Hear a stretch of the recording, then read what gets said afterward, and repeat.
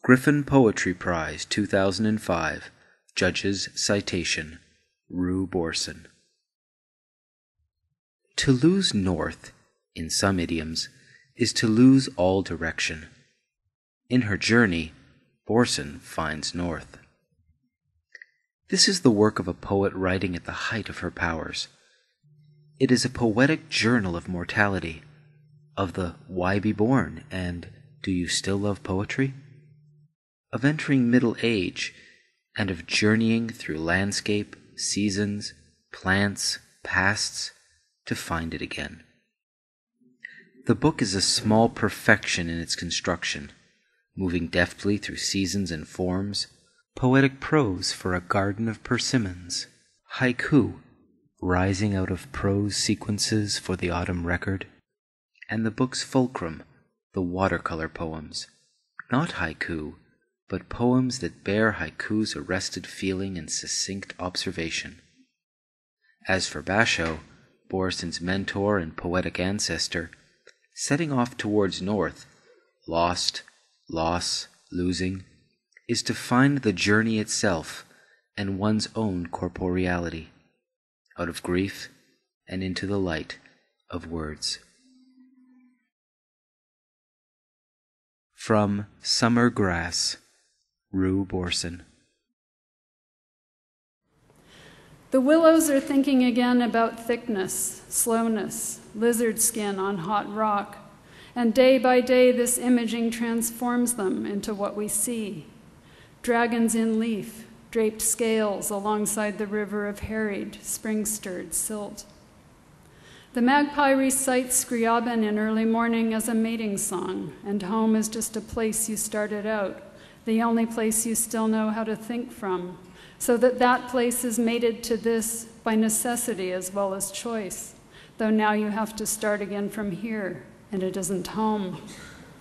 Venus rising in the early evening beside the Travelodge, as wayward and causal as will or beauty, or as once we willed beauty to be, though this was in retrospect and only practice for some other life.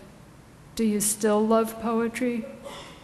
Below the willows, in the dry winter reeds, banjo frogs begin a disconcerting raga, one note each. The rustling blades grow green, and it tires the lichen-spotted tin canteen suspended in the river weeds like a turtle up for air. Such a curious tiredness deflected there.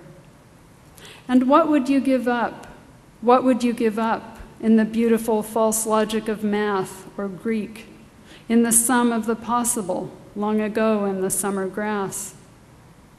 Here beside the river I close my eyes. There the little girls lean continuously across a rusted sign that says, "Don't feed the swans," and feed the swans.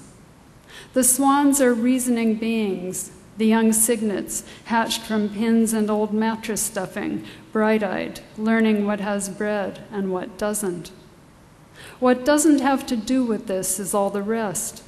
One more chance to blow out the candles and wish for things we wished for that wouldn't happen unless we closed our eyes. Not the ginkgo or the level gaze, or the speaking voice beneath the pillow, or the waking in the morning with a name, but cloud or grief, when grief is loneliness and you close your eyes.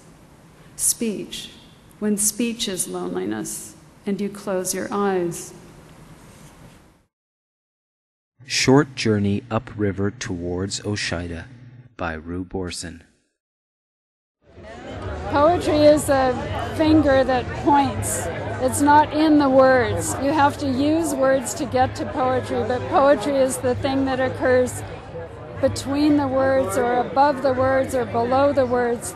Poetry is the thing that happens in your own mind if something blossoms suddenly because of the words. On another day, you could go back to the same words and they'll be dead on the page. Poetry is the thing that happens inside you.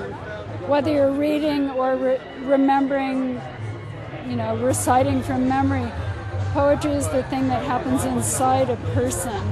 And words point to it and can help make it happen. But words are not the poetry, even though that's paradoxical. Only words can be the poetry. but it's really what happens to a person in the presence of poetry.